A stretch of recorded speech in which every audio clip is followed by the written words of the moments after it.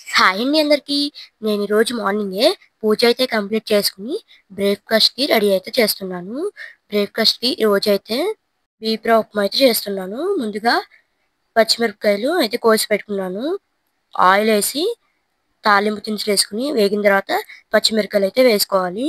పచ్చిమిర్చి కూడా బాగా వేగిన తర్వాత ఒక గ్లాస్ రవ్వకి 2 గ్లాసులు వాటర్ అయితే పోసుకోవాలి. నేను ఇక్కడ ఒక గ్లాస్ రవ్వ అయితే తీసుకున్నాను. 2 గ్లాసెస్ ఆఫ్ వాటర్ అయితే తీసుకుంటున్నాను. అది కూడా మరిగిన తర్వాత కొంచెం పెసరపప్పు వేసుకుంటే టేస్ట్ అయితే బాగుంటుంది. తర్వాత ఉప్పు కూడా వేసుకోవాలి మనకు కావాల్సినంత. బాగా మరిగాక రవ్వ అయితే పోసుకోవాలి.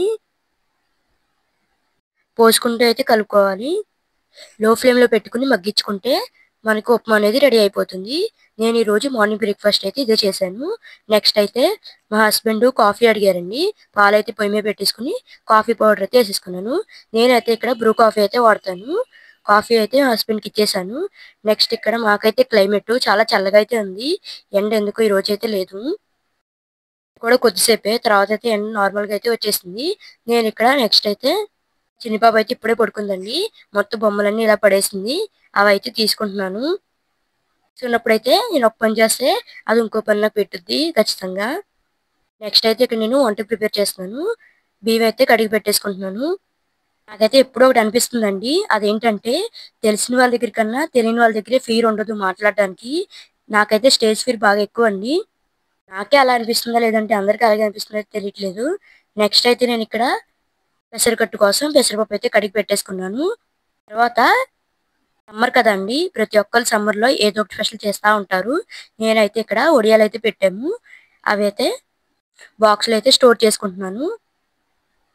ఈలోపైతే మన రైస్ కూడా ఉడికిపోయింది. నేనైతే రైస్‌ని వార్చేస్తున్నాను. అయితే రైస్‌ని ఎప్పుడు ఇలాగే వారుస్తాను.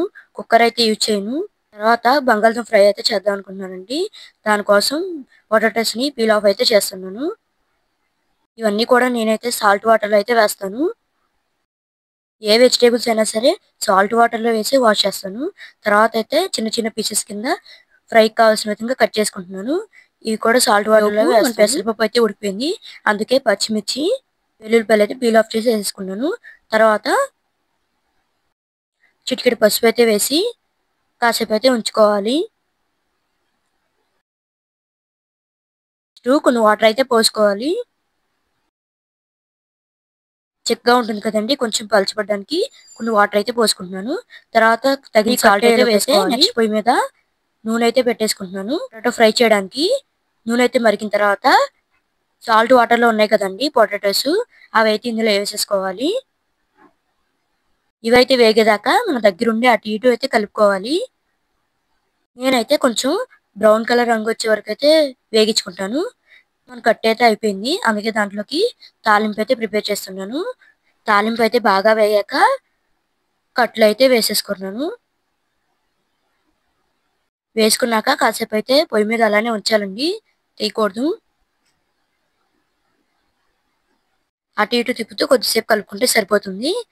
నెక్స్ట్ అయితే నేను ఇక్కడ నిమ్మప్పు అనేది యాడ్ చేస్తానండి పులుపు కోసం. నిమ్మప్పు అయినా పర్లేదు, నిమ్మకాయ అయినా పర్లేదు. నిమ్మకాయ అయితే ఇంకా బెస్ట్ అండి. మన ఫ్రై కూడా అయిపోయింది. ఉప్పు, కారం, వెల్లుల్లిపాయలు అయితే వేసేసుకున్నాను. ప్రెజెంట్ వంట అయితే అయిపోయిందని బట్టలు మడత పెట్టడానికి అయితే వెళ్ళాను. మా చిన్ని పాప అయితే లెగిస్తే గనక ఒక్కొక్కటి నాకు అందిస్తా ఉంటది. ఇది మడత పెట్టమ్మా, అది మడత పెట్టమ్మా అని. మా పాపకి 1 ½ ఇయర్ అండి. చిన్న చిన్నగా అయితే మాట్లాడుతా ఉంటుంది. అత్త, అన్న అని నాన్న కూడా అంటుందండి ఈ మధ్య. ఈ మధ్య అయితే ఎక్కువ పడిపోతుంది. స్టూల్స్ అన్నీ ఎక్కేస్తుంది.